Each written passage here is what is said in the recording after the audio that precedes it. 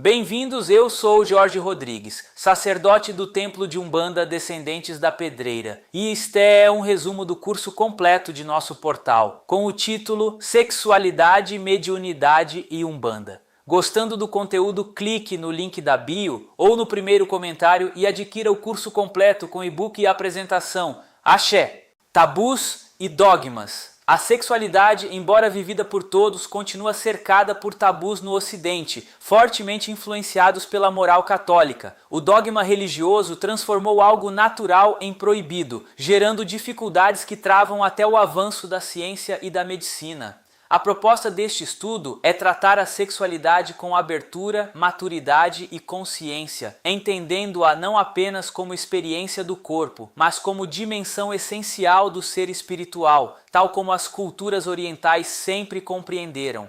A energia sexual e a origem do ser. Somos seres espirituais que nasceram do cruzamento magnético de duas divindades, uma positiva e outra negativa.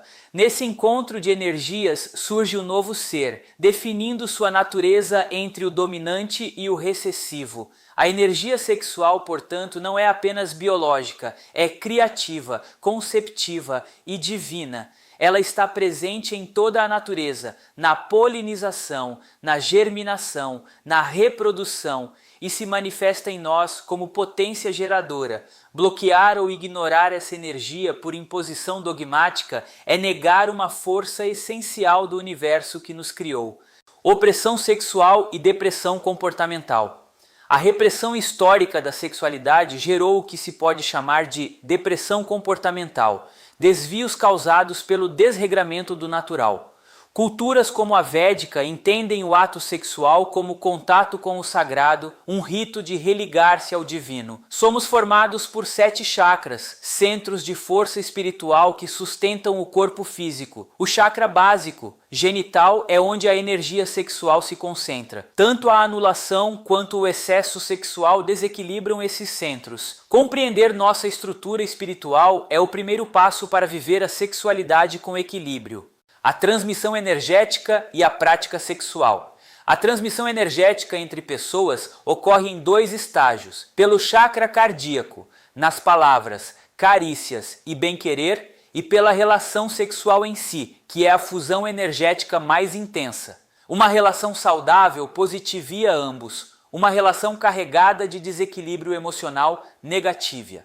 A energia do outro permanece em nós por ao menos 24 horas após o ato sexual, razão pela qual os guias orientam os médiuns a evitar relações sexuais no dia anterior ao trabalho mediúnico. Não por pecado, mas para preservar a clareza energética necessária à incorporação.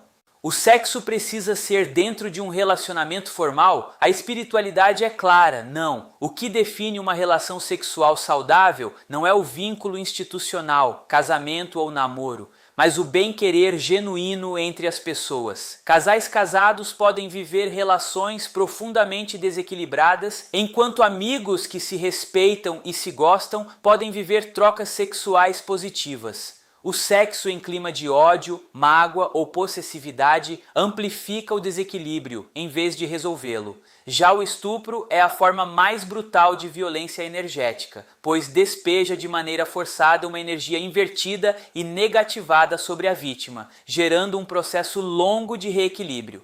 O tema da masturbação. A masturbação é natural, existe desde sempre e foi transformada em tabu pelos dogmas religiosos, gerando culpa, vergonha e, especialmente para a mulher, uma opressão reforçada pelo machismo. A sexologia é enfática. Conhecer o próprio corpo e o próprio desejo é fundamental para relacionamentos saudáveis. Espiritualmente, a masturbação é uma ferramenta de autoequilíbrio. Para quem não tem vida sexual ativa, ela evita a repressão da energia sexual, que acumulada sem saída gera desarranjos vibratórios reais. Quando vivida com presença e naturalidade, é positiva. Quando se torna compulsão, passa a esgotar e desequilibrar o indivíduo. A natureza do ser e a homossexualidade. Cada espírito nasce com uma natureza, masculina ou feminina, definida desde sua gênese divina e vinculada ao orixá ancestral. Essa natureza não muda ao longo das encarnações. O fenômeno da homossexualidade ocorre quando um espírito encarna em um corpo de natureza contrária à sua, geralmente como processo kármico de aprendizado e reequilíbrio com o sexo oposto em que houve desvio grave em encarnações anteriores. O espírito feminino nasce em corpo masculino ou vice-versa. Daí o descompasso profundo entre a essência interior e a forma exterior, que está na raiz da experiência homossexual. Homossexualidade, perspectiva histórica e espiritual. A homossexualidade acompanha a humanidade há milênios. Na Grécia Antiga era vivida com naturalidade. Ela não é moda, influência social ou escolha. É uma condição que parte do plano espiritual. Dentro dessa compreensão, a mulher homossexual traria natureza espiritual masculina. O homem homossexual, natureza feminina. O corpo é apenas a vestimenta. A essência está no espírito. Quem sofre com essa condição enfrenta o desconforto de habitar uma roupa que não lhe pertence. E a sociedade, ao rejeitar, torna esse processo ainda mais doloroso. O travesti e o transexual representariam o espírito buscando harmonizar-se com sua própria natureza por meio das modificações corporais.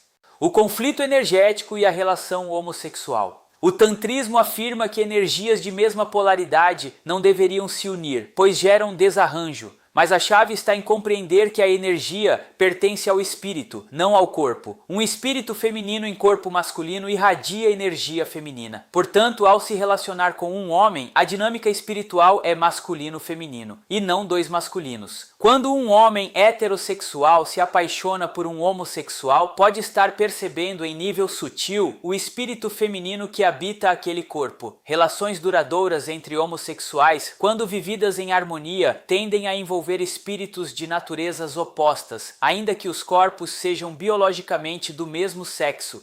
O que corrigir? O que realmente importa? A questão não é determinar rigidamente o que é certo ou errado.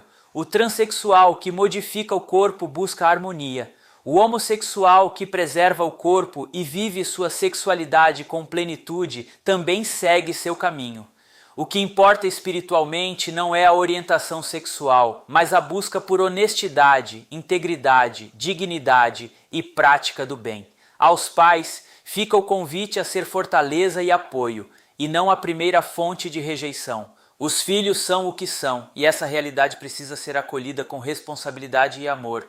Amor, sexo, iluminação e considerações finais.